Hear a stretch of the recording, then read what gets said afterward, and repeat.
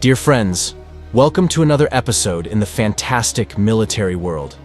In this video, we will talk about the cut in fuel exports announced by Russia and how Ukraine is impacting the main source of income that sustains Putin's war effort in Ukraine.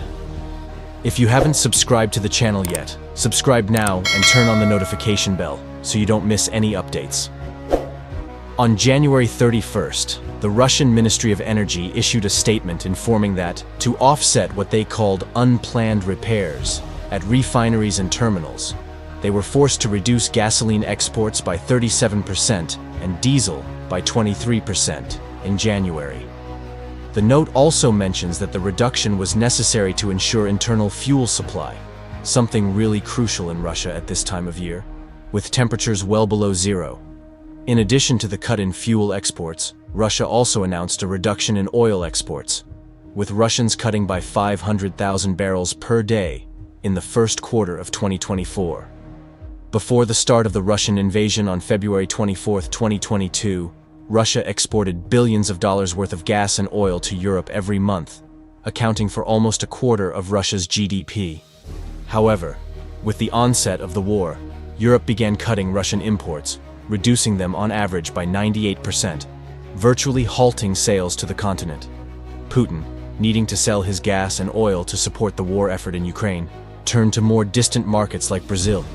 Throughout 2023, Brazil became the largest importer of Russian diesel in the world, importing nearly 8 million barrels last December, almost double the second-place Turkey.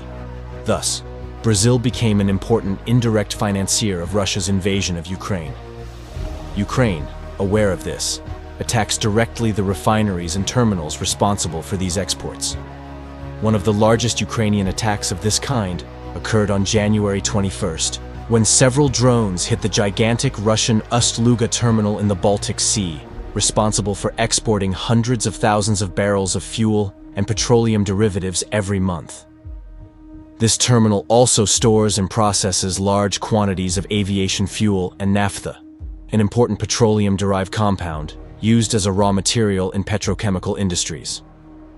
The Ukrainian attack on these installations led Russia to announce a cut in the export of 136,000 barrels of naphtha per day, a reduction that will have a daily impact of tens of millions of dollars less in Putin's accounts to finance the war. The attack at Ust-Luga was so strong that, according to Russian Deputy Prime Minister Alexander Novak, the terminal will only return to full capacity in at least a month and a half. This Saturday, February 3rd, one of Russia's largest refineries, Volgograd Lukoil, was also attacked by Ukrainian drones. The damages have not yet been fully estimated, but from the images, we see some buildings on fire, and we know very well that fire and oil refineries do not mix.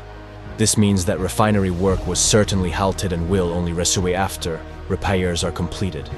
In recent months, Ukraine has conducted about a dozen major attacks on Russian refineries and terminals using long-range drones, with ranges of up to 631 miles.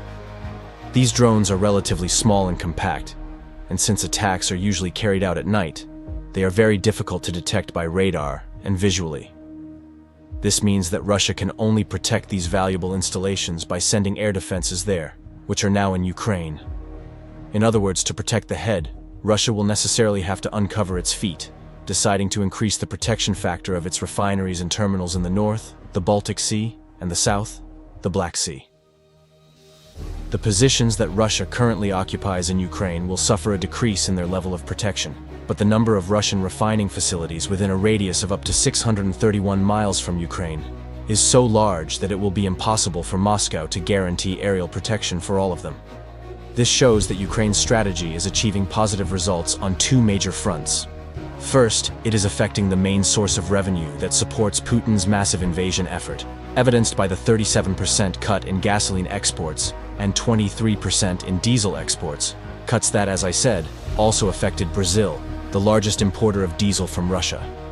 Second, it will force Russia to withdraw air defenses from Ukraine and send them to its refineries and terminals to prevent the total collapse of its fuel and oil derivative exports. By choosing to attack important sources of revenue, Ukraine is adopting a smart option, both economically and strategically in terms of air defense.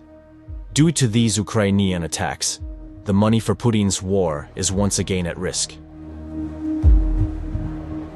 And if you are not yet subscribed to the channel, subscribe and activate the notification bell to not miss any news, criticisms, ideas, or suggestions. You can leave them in the comments.